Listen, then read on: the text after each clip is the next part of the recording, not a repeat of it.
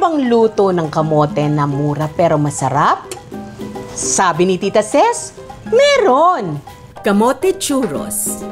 Pakuluan ang kamote at durugin. Ilagay sa mixing bowl at lagyan ng itlog. Magdagdag ng flour.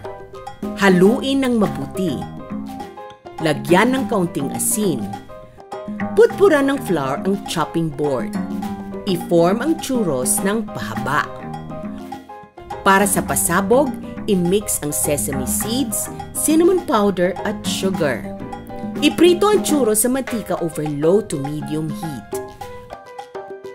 I-brush ng butter ang churros at i-roll sa cinnamon sesame sugar mix. Para sa choco dipping sauce, ihalo ang tablea, cream, at sugar. Pwede ring gumamit ng condensed milk bilang sauce. At para sa paandar-andar, garnish with something berde-berde sa gilid.